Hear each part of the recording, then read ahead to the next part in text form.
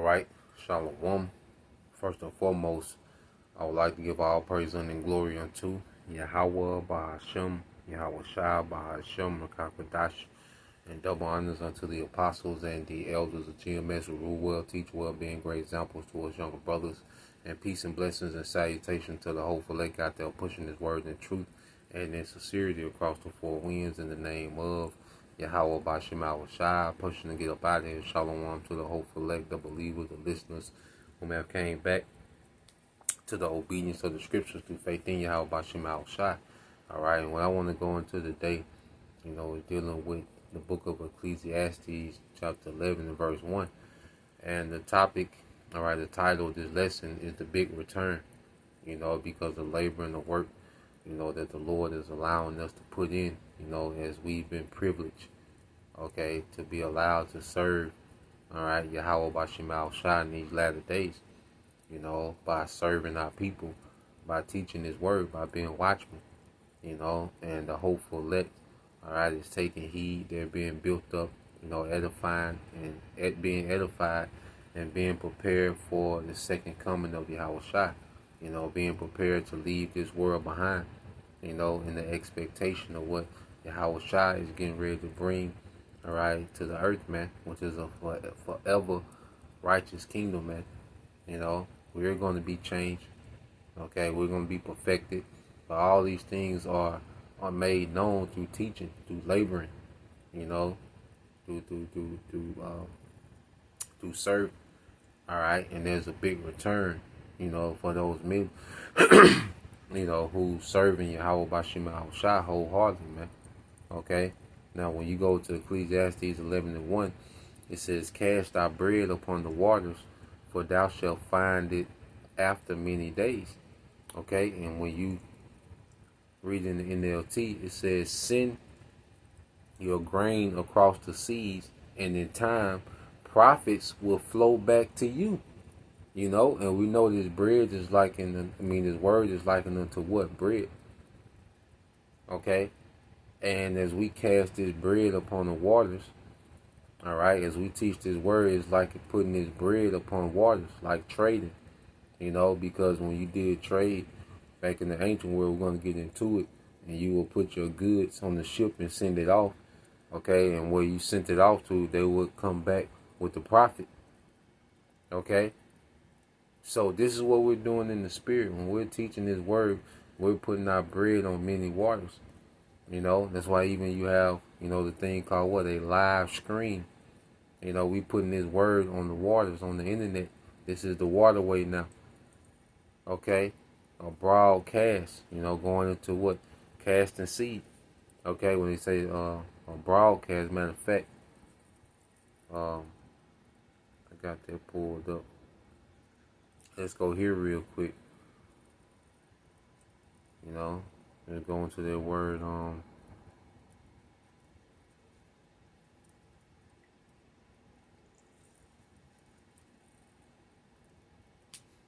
Alright. So you go into a broadcast. You have the first definition. So they transmit a program or some information by radio or television. Via the internet now. But then it says to scatter seeds by hand or machine rather than placing in drills or rows. So when we're broadcasting, via the internet, where we're scattering seeds of truth, and it's springing up unto the elect. The elect is springing up as seeds of truth are being cast out. And that's the prophet. That's the initial prophet, is the elect being edified. And it's going to lead to the big return, which is when Yahweh Shai returns, he's returning with a kingdom. He's returning with authority, with power. We're going to profit forever, man. So let's read this again. Then I want to go into the customs of this. Ecclesiastes 1. Ecclesiastes chapter 11, verse 1 in the NLT. "Send your grain or your bread across the seas, and in time profits will flow back to you." Now let's get this in let's go into it in the NLT. So I just asked, what is the ancient customs behind this verse? What is it saying to believers? It says, cast thy bread upon the waters, for thou shalt find it after many days. This verse is traditional attributed to Solomon, all right, though the book identifies the speaker as the preacher. Let's break it down from an ancient Near Eastern perspective and then apply what it means for believers. It said the ancient custom behind the phrase. It says maritime trade and commerce.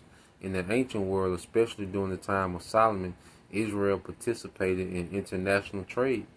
Solomon partnered with Hiram, and right, 1 Kings 9 and 10. Ships would sail for a long voyage, sometimes years. Goods were sent out across the waters. The return was uncertain, but often profitable. Okay, the return was uncertain, but often profitable.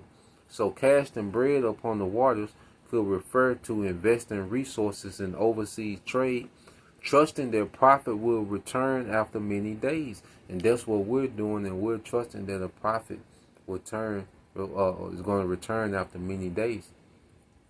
Okay, so right now we're just constantly sending this bread across the waters, the internet. Okay, and then eventually it's going to start to flow back. The profits are going to flow back. Okay, to those that invested and cashed their bread in truth and sincerity, man. Those profits are going to flow back. Okay, and it's going to flow back at the return of Yahushua. You see, it says, so casting bread upon waters could refer to investing resources in overseas trade, trusting that profit will return after many days. It's a picture of risk, delayed return, faith in the long-term reward. Faith in the long-term reward. Okay? And that's what our faith is in, is this long-term reward. Okay? That's coming with Yahushua, and eternal blessing that's coming with Yahushua. So we delay, the instant gratification, the instant reward that's in this world. Okay? We delay those things, man. All right? And we tap into, faith in the long-term reward, man, that's coming with Yahushua. You see? And it says another possible background comes from Egypt and Mesopotamia. When rivers like the Nile flooded, farmers would scatter seed on receding waters. The water-soaked soil would produce harvest later. To an observer, it looked like you were throwing seed away, but in time, harvest came. Okay, so someone looking from the outside in, just like they look at us and what we're doing, is a waste of time. Someone from the outside looking at us going to camp every week. Okay, brothers doing videos throughout the week. All right, it's like a waste of time. But they don't understand that we're scattering the seed, and eventually it's going to be a harvest, man. Okay, and we already have the initial harvest with the elect springing up, because it began with, Elder Albert Bivens. The first seed was planted in him, and then he went to plant seed, okay, and trickle down to our apostles and elders today. All right, and now you have camps that have sprung up everywhere from all this seed that was being cast out, man. Okay, and that big return is going to be when Yahushua returns, man. Okay, but we're already seeing, a harvest from these seeds, which is the elect being built up and edified. The elect is springing up all over the earth, man. State to state, country to country, the elect is springing up. Okay, but it began with what? Casting seed. And to those on the outside looking in, it looks pointless, like what? We're wasting time. All right, because what's one of the common things that they tell us, all right, on the highways and byways, get a job. Okay, because people look at what we're doing as useless, of no value. Okay, it says to an observer, it looked like you were throwing seed away, but in time a harvest came. So this may mean so generously, even when the outcome isn't immediate. Trust the process, and the Lord has us in a position where we gotta trust the process. Nothing is immediate in the truth, man. It's all about trusting the process, man. That's why the truth is about repetition, man. Okay? And to most, the truth will be boring because it's so repetitive, okay? And it's just doing the same thing every day. Getting into the same thing every day. To the majority of the world, this is boring. But to be great, the path to greatness is boring to most people. That's why most people aren't great. Okay? So we have to trust the process as we're teaching this word, and we're not getting, the immediate return. We're not going viral overnight. Okay? We're not becoming celebrities teaching this word. We're not, getting instant wealth and, the praise and all these different things. You gotta trust the process, and we want these things in the order because Yahweh Shai, he come to get his praise and his honor, man. We'll get eyes on the back end. We're gonna profit forever. You see, the instant gratification in this world is temporal and it's defiled, it's tainted. It comes with headaches. Okay, but what Yahweh Shai got for us, man, it's forever, and it comes with peace, and it's gonna be in this order, and it's gonna be beneficial forever, man. Okay, so let's go from there. Let's get some precepts to go into that.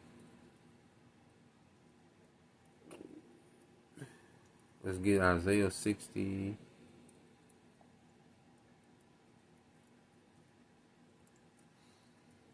Isaiah 62.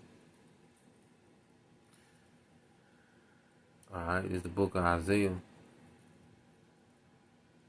chapter 62 and verse 11. And it said, Behold, the Lord hath proclaimed unto the end of the world. Say ye to the daughter of Zion, Behold, thy salvation is coming. Behold, his reward is with him, and his works before him.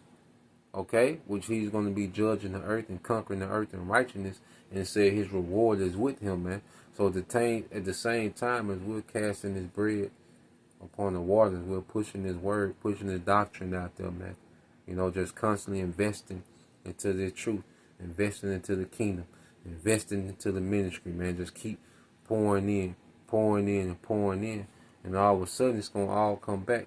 As we see the harvest of the elect now, but then there's a big return. Yahweh Shai, he's going to come back and put down the wicked. And that's part of our investment too. We want to see the downfall of the wicked. We're investing into that. We're teaching this word. We're speaking, the end of the wicked into existence, man. Okay, then eventually Yahweh Shai is going to come and make that happen. Okay, and then we're going to be rewarded with rulership and immortality, man. That's going to be that big return. Okay, this is what we await. As the Lord has put us, all right, in a position to where we can invest. He's allowing us to invest into this thing, man. To keep putting that bread on these waters, man. And it's gonna be a return. The Lord, he matter of fact, let's get a few more. Okay, because the Apostle Paul made the point.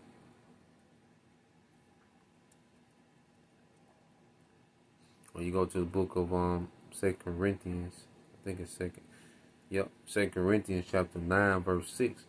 It says, But this I say, he which soweth sparingly shall reap also sparingly, and he which soweth bountifully shall reap also bountifully, man. Okay? So, if you sow sparingly, you reap sparingly. If you cast out little seed, your return going to be little. If you cast out much, if you put in much, then you're going to get back much, man. And we all want to maximize our office, man. Every brother office is different. Okay? To whom much is given, much is required. But we want to maximize in our office, man. We want to, as the Apostle Paul said, we want to magnify our office, man, whatever it might be. Okay? So we want to sow bountifully according to our office, according to our spirit. According to the portion of faith that was given unto us, we want to sow bountifully within that, man. And Yahweh Shai, all right, he's coming back with a bountiful return. Let's get this in Hebrews chapter 6.